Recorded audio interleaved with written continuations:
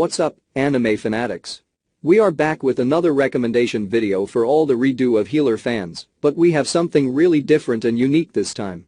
We have compiled a list of anime similar to Redo of Healer. After a long wait, we finally received an anime adaptation from its source material. But fans have mixed reactions towards this anime, few like it, and few absolutely hate it. Bilibili has removed Redo of Healer from their website due to a lack of morals and gruesome scenes. The first episode showed the darkest possible representation of revenge and its effect on a person. It's a show that depicts the extent to which a person is willing to go to take revenge. The gore scenes and brutality are quite terrifying, but people still tend to watch it. Redo of Healer resorts to great lengths to show the harshness crippling everyone and what it takes to unleash it all. The main protagonist in this anime is pushed to his limits after being broken emotionally and physically. This makes him break his character and hate everything he had done, so he decides to redo everything but reversing the roles this time.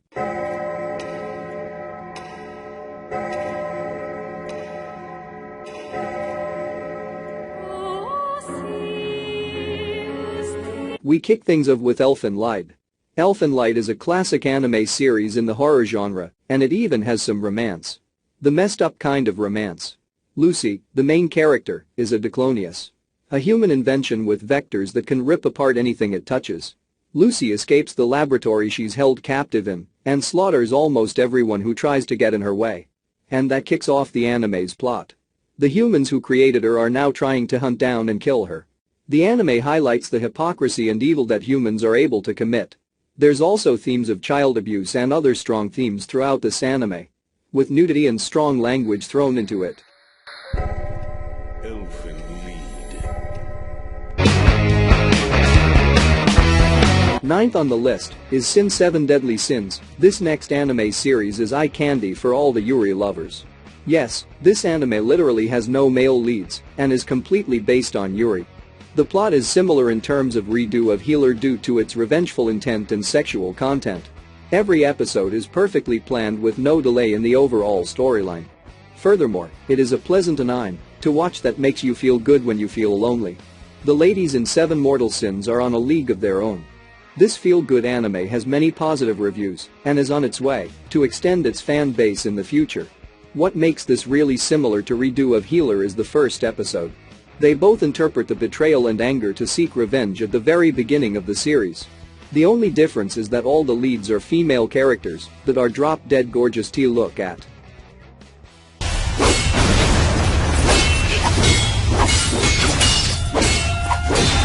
Coming in at number 8 is Fate Zero. Fate Zero is nothing like any other Fate series. It's the most violent, brutal, and disturbed of all Fate anime that's ever been created. Serial killers on the loose, child abductions and murders, and other equally dark themes show up in the anime. But it's more than just that. The plot is about a holy grail war, where the winner gets to make whatever wish they want, but only after fighting other challengers and beating or killing them. It's a good transition anime for anyone interested in magic anime, and Redo of Healer in particular.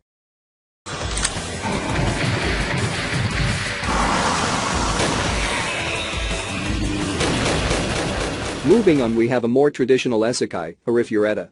From commonplace to world's strongest? This sounds like a case of powering up to overpowered levels. And it is. But well, at what cost? When you're isekai'd somewhere as a non-practical, combat useless class like say, a synergist, you're bound to encounter some difficulties. But then you get some people to still like you despite your shortcomings. This is when you draw the ire and jealousy of malicious people. This is exactly what happened to good, kind, and innocent guy Hajime Nagumo. This is how he got betrayed and left for dead at the bottom of a dangerous labyrinth chasm.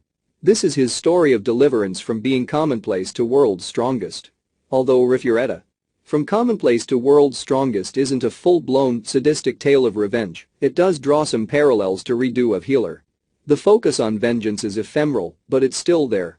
I guess Hajime is just too busy pursuing his main goal and getting stronger to actually care. Nevertheless, Arifureta, From Commonplace to World's Strongest is still very much an interesting show. It has nice visuals, decent world building, as well as an intriguing plot. Be sure to catch it when you can.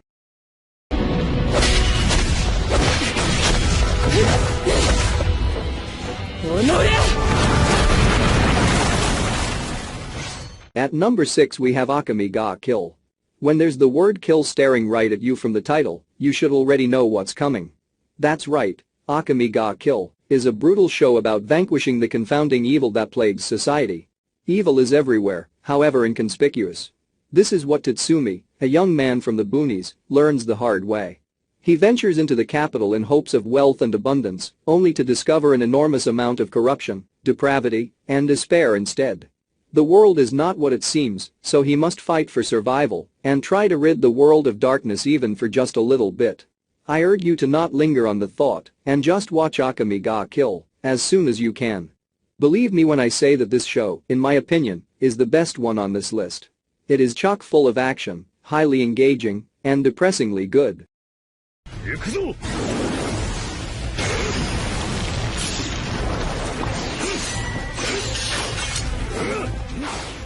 As we enter the halfway point we move on with Overlord. Overlord? More like overpowered. That's right, Ain Zuelgaon is here, and he's the real deal. He's the Overlord, after all, and he's got godly power, as well as an army of dreadful monstrosities under his command. What's the catch? Ain Zuelgaon is quite clueless about the novel situation he's in, the true extent of his powers, and pretty much everything in his new world. This is why he has to exploit anything and everything, by any means necessary and with utmost vigilance, to further his goal of learning all there is about his new world and his new unlife. It's always fascinating when you can play some games with cheats and/or with max stats and levels. This is exactly what watching Overlord feels like. Everything's easy, and you're in control. Ah, it must be so nice to be in Ain Zuelgaon's situation. If you're interested and curious now, then the only thing to do is actually watch Overlord. There's no need to hesitate because I highly recommend it. これは下界に落ちてしまった天使の僕をある勇敢な二人の冒険者が救ってくれた物語のはずだったのに。 In our fourth place we have something that looks like an hentai, but isn't really. Here we have another anime similar to Redo of Healer, but with zero action. This anime focuses on fulfilling the viewer's wildest and darkest fantasies. Some would basically call this hentai rather than call it borderline hentai. It shares characteristics such as dark fantasy and comedy with Redo of Healer, especially the sexual content is very much similar. Interspecies was not a very big hit among the anime community, and we all know the reason. It's not an open topic to talk about with your web friends, as they tend to label you a pervert. But this anime truly does unleash the perv inside you. Moreover, it is a must to watch this anime with earphones at all times, as the entire anime is filled with words that sound really bad without context.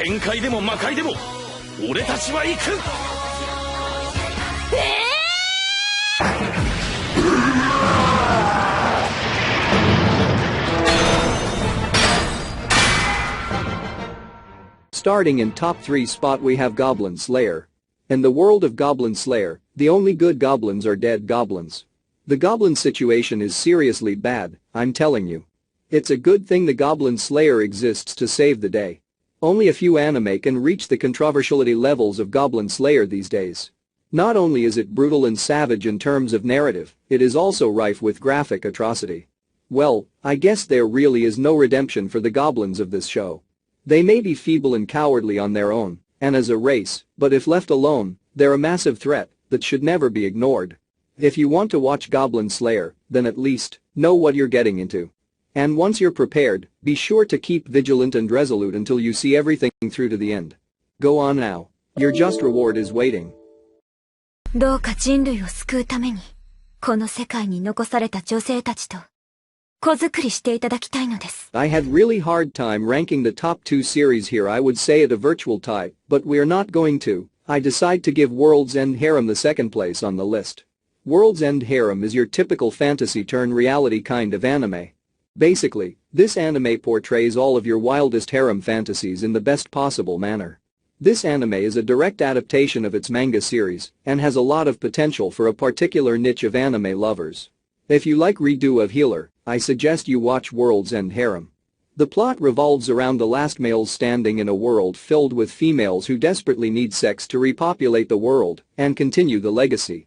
But what's the best a single man can do? Will he be able to achieve his goal, or will there be unknown obstacles to face to get the ultimate prize? This is an anime similar to Redo of Healer due to its harem content and wild fantasies of the protagonist. Indeed an underrated anime to look out for in the future.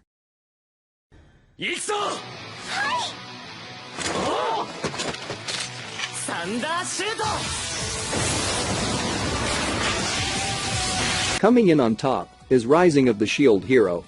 Among the anime shows listed here, I believe that Rising of the Shield Hero is the most similar to Redo of Healer.